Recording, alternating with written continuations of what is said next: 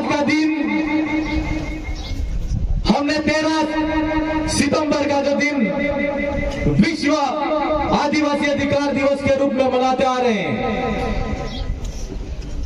लेकिन जावली की इस पावन धरा पे आज हम 1-2 दिन लेट मना रहे हैं, लेकिन मना तो रहे हैं। आजादी ना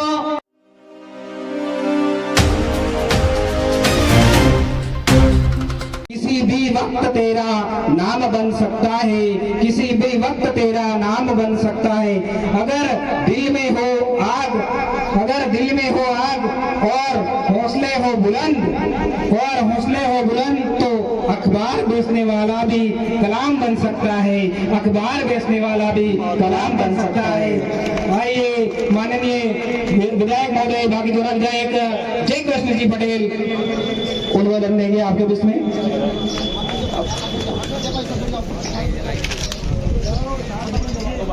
सबसे पहले आप सबको जोहार, जय जोहार। जावली की इस पावन धरा को सबसे पहले नमन। इस गांव के तमाम गोत्र के कुल के धनी को नमन, कुल की माता को नमन, साथ ही विद्यालय प्रांगण में उपस्थित गांव-गांव ढाणी-ढाणी से आए हुए अपने समाज के हक अधिकार की लड़ाई की भावना को लेकर आए हुए तमाम वडील दादा, युवा साथी, मेरी मातृशक्ति, आप सबको मैं मेरी भागीदारा विधानसभा की जनता की तरफ से बहुत बहुत धन्यवाद जोहार अर्पित करता हूं। आज के मौके बांसवाड़ा डूंगरपुर के हमारे लोकप्रिय सांसद राजकुमार जी रोड का भी मैं इस पावन भूमि पर बहुत बहुत स्वागत, अभिनंदन, जोहार करता हूं। आज का दिन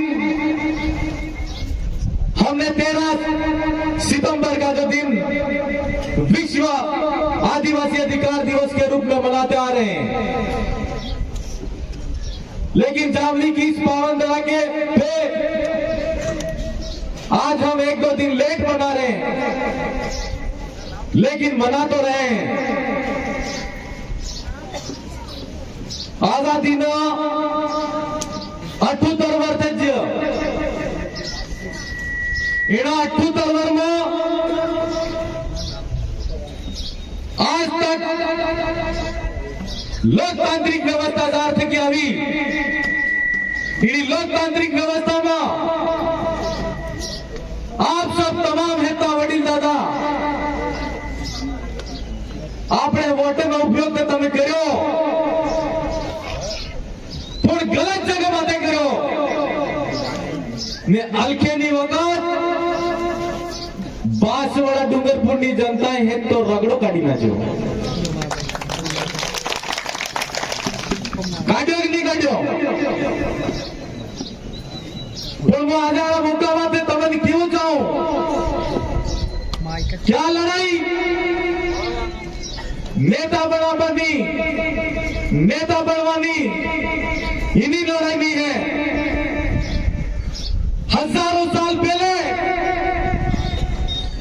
आपने हाथ जी अत्याचार शोषण करो, अत्याचार शोषण करने बाद आपने विकास की मुख्य धारा में पसाड़ी राचाईस राजा ने अपना नेता बनाया, नेता बनावीने आपण એને આગળ ઈંડાળાને વહાઈને आपण इंटाच जा पण आपण ઈંડાળામાં રહ્યા ને ઈ તે ખાડામાં નહીં પડવાના, પણ આપણા હેતા સમાજને ખાડામાં પાડી દેવાની। આજે આના મુદ્દા માટે ઈ વાત હું તમને એટલી કહી રહ્યો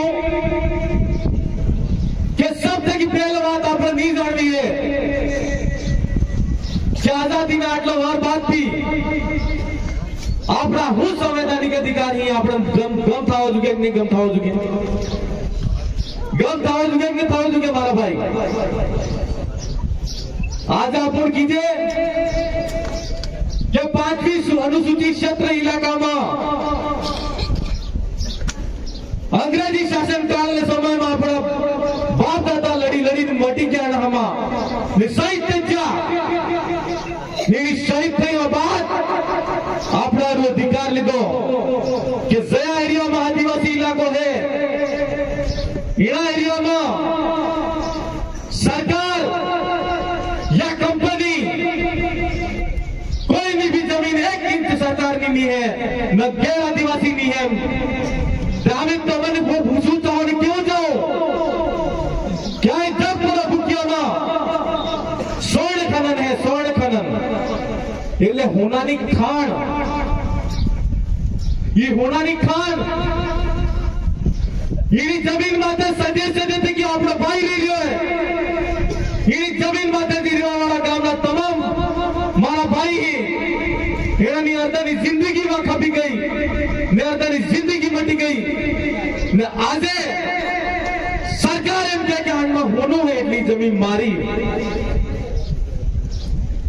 एक भाई वक्ता कही रहता है शानू भाई यारा एक देसी मुर्गा रे एक बॉयलर मुर्गो रे मो तमन को जानी जादव माता नाड़ा पांडाल माता जी उपस्थित है इते देसी मुर्गा है ने पेला जी केरम में बेटा बेटा ना हाथे फरी रहे ने स्वर्ण खाना लाल दो जमीन में की के ये बॉयलर है बॉयलर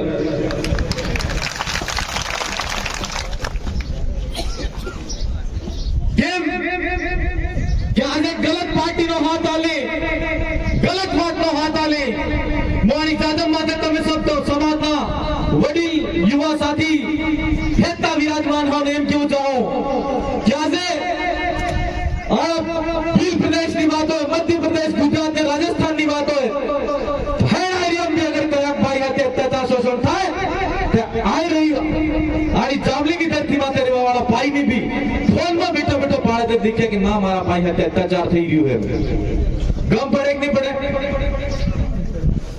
आयना जी विधायक ने तालानी क्यों पड़े कि नहीं क्यों पड़े विधानसभा की सदन में जाइन केंगा कि सरकार जी भूमि अधिग्रहण करी रही है ये गलत करी रही है मैं सजी जगह थे कि जी मारो भाई जनपुरा भूखिया माने केला मेला में जी रही है अगर इन थकी बात इतनी विस्थापित करोगा तो क्या परिवार का आजाद क्यों पड़े कि नहीं क्यों पड़े अरे इतना अगर बोल देते हैं तो सरकार को कम से कम इतना तो पता चले कि उसके द्वारा चुना गया विधायक या उसके द्वारा चुना गया जनप्रतिनिधि कहीं न कहीं हमारे क्षेत्र की बात कर रहा है तो हम उस क्षेत्र के अंदर घुसपैठी नहीं करें आज प्रतिनिधित्व दिया गया आप लड़ी राज्य ये किनी देने आपने फुरखनी देने आपने फुरखनी देने तारे रहीने आपना विधायक बनी रहा है सरपंच बनी रहा है क्या जिला प्रमुख बनी रहा है આજે આપણ કીજે કે નોકરી માં આરક્ષણ મળી એ આરક્ષણ ની દેન કે આપણે જેના સમાજના વડીલ દાદા હતા જી પુરખા હતા જેને અંગ્રેજ સામે લડાઈ લડી જેને રજવાડા સામે લડાઈ લડી ને આપણા આરક્ષણ ની વાત થઈ સંવિધાન માં आज આવીએ એટલે આવીએ કમ કેમ કે આપણા બાપ દાદા ની શહીદ થઈને આપણા હક અધિકાર લડ્યા તારી રહીને આપણને અધિકાર મળ્યો हमने एक बार कही रहे तो हो गई रहता कि पंचायत राज एक्सटेंशन एक्ट बात की 1996 में कि आज अपना पंचायत में था सरपंच बनी रहा है मजदूरी मनरेगा में कितनी मजदूरी मिले कितनी मजदूरी मिलती है तो 150-200 रुपया और भाई नारा लगा रहा था कि 800 रुपया है और मैं सुन रहा था वहां बैठे बैठे तो आपके मुंह से 800 रुपया यूं तक नहीं आ रहा था अरे जिस भाई के पास में रोजगार नहीं है जिस भाई के पास में कोई सरकारी काम नहीं है जिस भाई के पास में कोई व्यापार नहीं है और जो रोजी रोटी कमाता है मजदूरी के नाम से या मजदूरी करके उसकी आवाज थोड़ी बुलंद होनी चाहिए कि नहीं होनी चाहिए कि नहीं होनी चाहिए तो आप में से कितने लोगों ने 800 रुपया लगाया नहीं लगाया ₹800 लगाड़ी अगर सरकारी खरीद दूध काल उठीन पासा बीजू काम करो गिरस पड़ी रहे वो न करता हूं। तो मेरे भाई हमको हमारे हक अधिकार के लिए बोलना पड़ेगा और लड़ना पड़ेगा। आज हम विश्व आदिवासी अधिकार दिवस की बात करते हैं। 78 साल के अंदर हमको कितनी शिक्षा मिली, हमारे कितने बच्चे सरकारी स्कूल के अंदर पढ़ने जाते हैं और हमारे कितने अध्यापक ऐसे हैं जो उस सरकारी स्कूल के अंदर सही तरीके से पढ़ाते हैं। इसकी जांच करनी पड़ेगी नहीं करनी पड़ेगी, इसको देखना पड़ेगा नहीं देखना पड़ेगा। आज 78 साल के अंदर हम कहते हैं अधिकारों की बात करते हैं, क्या आपको ऐसा नहीं लगता है कि अपने अपना आत्मनिर्भर बनवानी जरूरत है? तमन लागे नहीं लागे? તમારે ઘેર માચીસ મટી જાય તમે कहाँ लेवा जो बताओ मुझे। माचिस खत्म हो जाती कहाँ लेने जाते हो? कहाँ लेने जाते हो? एक धागा लेने जाना पड़ता है, वो भी धागा भी हम कहाँ लेने जाते हैं? तो हमको व्यापार की तरफ आगे बढ़ना पड़ेगा नहीं बढ़ना पड़ेगा? व्यापार की तरफ बढ़ना पड़ेगा नहीं बढ़ना पड़ेगा? कौन करेगा व्यापार? एक नेता बन जाएगा, एक विधायक बन सकता है, एक पंचायत के अंदर एक सरपंच बना दोगे आप, लेकिन बाकी दूसरे हैं वो क्या करेंगे? ये सवाल खड़ा होता है कि नहीं होता है आपके सामने? आज अधिकार दिवस है इसलिए मैं अधिकारों की बात कर रहा हूं, मैं किसी पार्टी की पॉलिटिक्स की कोई बात नहीं कर रहा हूं। लेकिन इसके लिए हम सबको सोचना पड़ेगा नहीं सोचना पड़ेगा? अरे आवाज तो लगाओ, सोचना पड़ेगा कि नहीं सोचना पड़ेगा? तो कौन करेगा? जन जागरूकता के माध्यम से बहुत कुछ जन जागरूकता हो गई है और आज के मौके पर मैं आपको कहना चाहता हूं कि समाज की जो दाजम है वो छोटी नहीं है। आज अगर जावली की धरती पर आप आवाज लगाओगे तो मध्य प्रदेश और गुजरात में बैठा हुआ आदिवासी समाज भी आगे इकट्ठा होकर आपके पास में आगे बैठ सकता है। ये सामाजिक एकता की ताकत है। आज आपण दिखी रहा था अधिकार नहीं आता આપણા બાપ દાદા ગોવિંદ ગુરુ મહારાજ ને આણા મોકામાં હું યાદ કરું ચાહો ને કેવું ચાહો આપને कि मानगढ़ की पहाड़ी बातें रोज इस धरती तक आवो, मानगढ़ सबका फरमावो दिखवावो। मानगढ़ की पहाड़ी बातें गोविंद गुरु महाराज भक्त संत माध्यम तक भक्त मंडली કરીને अंग्रेज हम 5, 25, 50 आदमी भेगा नहीं થઈ सकता था और अंग्रेजी हुकूमते ये कानून पास करियो और राजवाड़ों के राज ने उनके साथ में संधि की और संधि करने के बाद में क्या कानून पास किया कि कोई भी अगर भाई अपने हक अधिकार की बात करेगा और 5, 25, 50 व्यक्ति जिस जगह पे इकट्ठा हो जाए उस जगह पर तुरंत खड़े हाथ जहां बैठे हो उसी जगह पर गोली मार दी जाए। फिर क्या हुआ? फिर गोविंद गुरु महाराज ने देखा कि क्षेत्र के अंदर सबसे अत्याचार शोषण अगर हुआ है तो हमारे समाज के साथ में हुआ है और सदियों से होता आ रहा है। और गुरु गोविंद गुरु महाराज ने तय किया कि गांव गांव तोड़ी करो, गांव गांव तोड़ी कुटो, भक्ति ने संत ने माध्यम से की क्षेत्र में जन जागरूकता फैलाओ। और जहां जहां मंडलियां होती थी वहां अगर अंग्रेजी अफसर कोई आके पूछता तो वो कहते थे कि हम तो हमारे पूर्वजों की पूजा अर्चना कर रहे हैं और उनकी आराधना कर रहे हैं और उनको याद कर रहे हैं। और उनके माध्यम से जन जागरण करके मानगढ़ की पहाड़ी पर जब 1913 में संप सभा का आयोजन हो रहा था और हमारे हक अधिकारों के लिए हम बात कर रहे थे, उस समय अंग्रेजी हुकूमत ने वहां पर गोलियां चला दी और 1507 आदिवासी भाइयों को शहीद होना पड़ा। यह कोई छोटी बात नहीं है। 1507 आदिवासी भाई शहीद थे गया, थे गया। हमारे लिए शहीद हो गए। क्यों शहीद हो गए? हमको शिक्षा का अधिकार नहीं था, हमको व्यापार करने का अधिकार नहीं था, हमको हमारी जमीन में अनाज उगाने का अधिकार तो था, लेकिन काटने के बाद में लगान के रूप में अंग्रेज ले जाते थे, रजवाड़ों के राज ले जाते थे। हमारे पास में क्या था? हम सिर्फ मजदूर थे। लेकिन मैं आज कहना चाहता हूं क्या ज्यादा आजादी के 78 साल बाद भी हम जो लोग जितने जो अंधेरे में थे वो तो अंधेरे में थे, लेकिन इस वैचारिक एकीकरण और वैचारिक जागरूकता ने इस क्षेत्र के अंदर वो क्रांति ला दी है कि आज उस समय जो मजबूर आदमी था वो आज की तारीख में वैचारिक ताकत से इतना मजबूत हो गया है कि हमारे सामने कोई भी परिस्थिति आए तो हम उससे लड़कर सामना करने की हिम्मत रखते हैं। यह हिम्मत है कि नहीं है हम में? है कि नहीं है? लेकिन इस हिम्मत को पहचानने की जरूरत है हमको। ये बात इसलिए कह रहे आज गोविंदगढ़ महाराज की अधूरी लड़ाई को हम अगर पूरा करना चाहते हैं तो शहीद हो गए, और शहीद होने के बाद में गुजरात जेल के अंदर गोविंदगढ़ महाराज को बंद कर दिया गया। तो एक अंग्रेजी लेखक ने उसकी पुस्तक के अंदर लिखा कि tribal people want to build raj. कहने का मतलब क्या था कि जिसको हम आज भजनों के अंदर जामू खंड कहते हैं, जामुड़िया तारा वाड़ा वाले मारा गरुआ भाजन करते ही नहीं करते।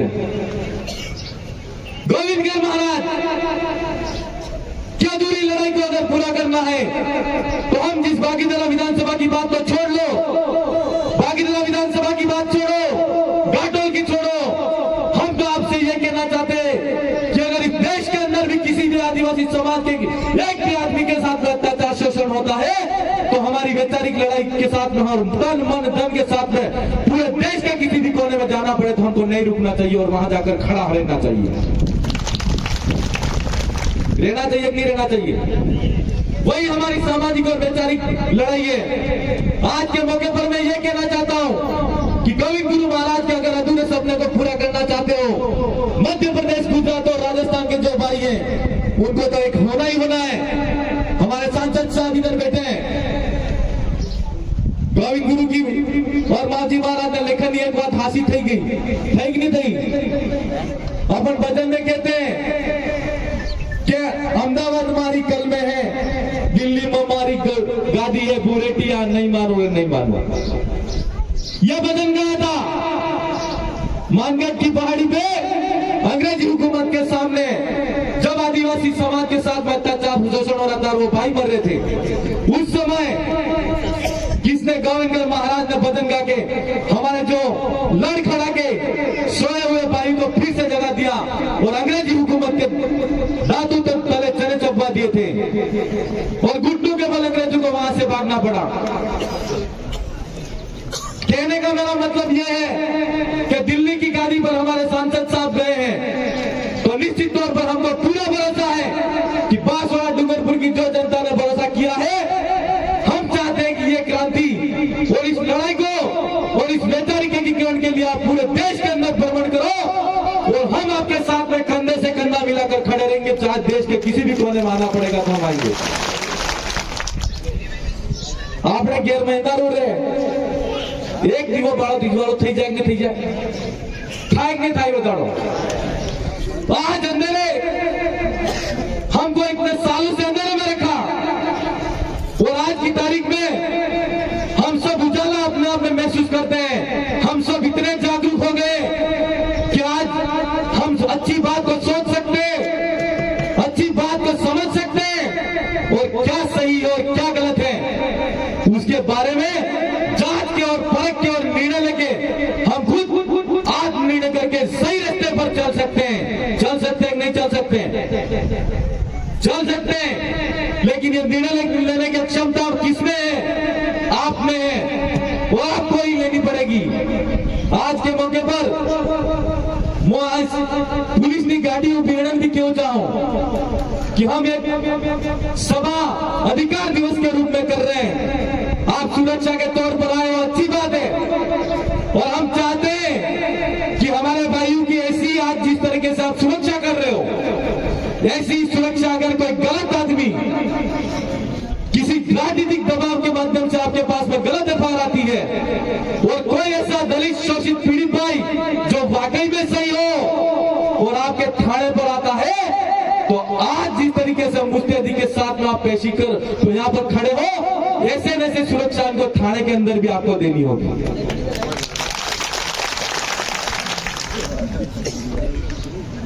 हम आपको कहना चाहते हैं समय में दूर नहीं है, मानते हैं थोड़ा समय लगेगा, लेकिन अंग्रेजी हुकूमत के समय में जो शासनकाल में जो काम होते थे, आजादी के 78 साल भी, 78 साल बाद भी पुलिस आज भी कुछ काम ऐसे करती है कि नहीं करती है? करती है कि नहीं करती है? करती है कि नहीं करती है? और वो करती है, लेकिन आप भी उसको बर्दाश्त करते हो। ये कहीं ना कहीं हमें भी गलती है कि नहीं है? किसी भाई का झगड़ा हो गया, झगड़ा होने के बाद में अगर गांव गांव में पांगड़ तो जो पील पांगड़ तो ने पासा बे भाई अगर एफआईआर थी जा थाना में ने पासा दे देना जाए तो पुलिस वाला बेन हो कि तू भी 10 लावे, तू भी 10 लावे केम नहीं कहता ने तमे बे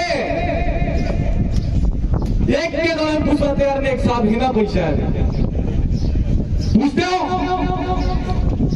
और अगर नहीं देते हो तो तुमने जो रिपोर्ट लिखी है उसके अंदर वो गलत काम करते कि नहीं करते, उसके अंदर साक्षी गलत करते कि नहीं करते, तुम्हारे बयान को बदलते कि नहीं बदलते, वो बताओ।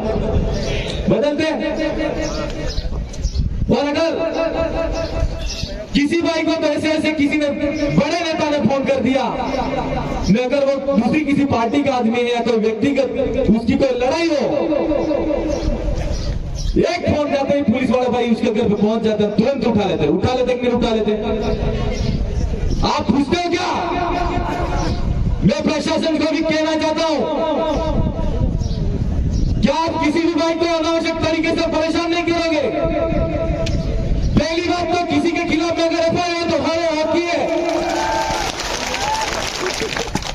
एफआईआर होती है तो उसके खिलाफ में बाकायदा वारंट होता है। आप किसी बिना वारंट के किसी को पकड़ नहीं सकते हो, और उसको पकड़ने के बाद में आपने पकड़ भी लिया है तो उसके घर परिवार को सूचना देनी पड़ेगी कि नहीं देनी पड़ेगी? उसको बोलते हैं 50 सीसी का नोटिस। कौन सा? 50। और अगर पुलिस ऐसा नहीं करती है तो इसके खिलाफ में क्या होता है पता आपको? अनुच्छेद 22(2), अनुच्छेद 22(2) की धारा 57 के तहत इनके खिलाफ में भी एफआईआर दर्ज होती है। और अगर तुम सही हो और किसी भी भाई ने अगर आज की तारीख में नया जो 1 जुलाई से कानून लागू हुआ है ना, उसमें तुम लिख के बयान देते थे, वो तो लिख के कर देते थे, लेकिन लड़का हो कि लड़की हो, किसी ने अगर मर्डर भी किया है तो उसका ऑनलाइन बयान होता है और वो गूगल पे चढ़ता है। अगर उसने किसी ने तुमने ऑनलाइन बयान दिया और उस बयान के खिलाफ में झूठे साक्ष्य अगर बनाने के रूप में इन्होंने किसी का भी अगर बड़े पैसे वाले या बड़े नेता का साथ दिया और गलत काम किया तो 201 बीएनएस भारतीय न्याय संहिता की नई धारा 201 के तहत पुलिस के खिलाफ में एफआईआर दर्ज होती है। अब ये बात मैं तुमको कह दूंगा, तुम बोलोगे नहीं तो वो करेंगे तुम्हारी बात काम। ये बात तुमको बोलनी पड़ेगी। ये मैं क्यों बोल रहा हूं आपको? इसलिए बोल रहा हूं कि इस क्षेत्र के अंदर सबसे ज्यादा प्रताड़ित है तो एक सरकार ने काम थे कि प्रताड़ित है बीजो, ये हमारे पुलिस के जवान है।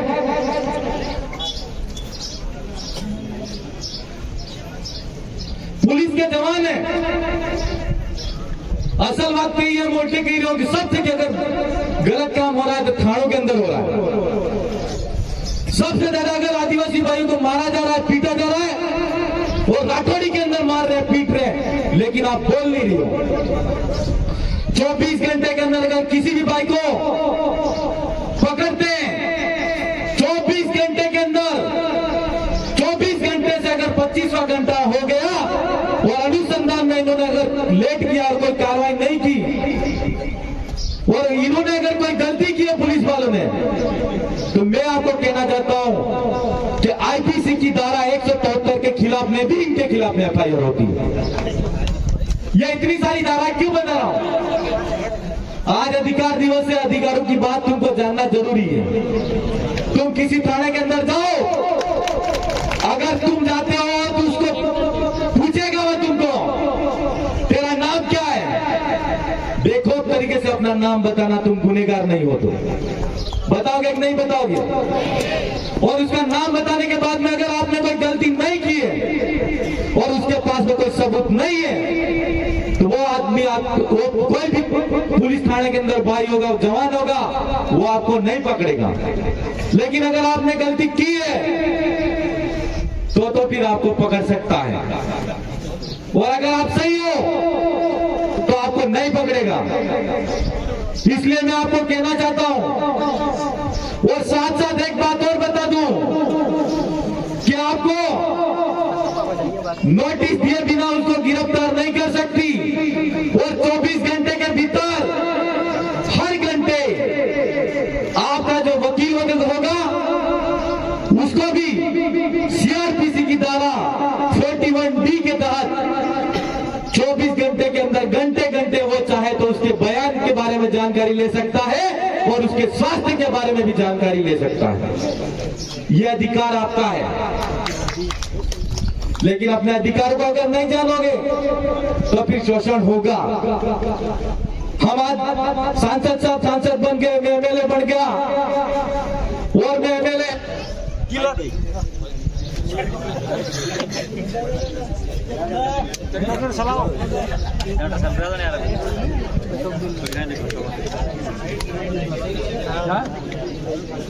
लाइट चली गई, बंद तोड़ दो।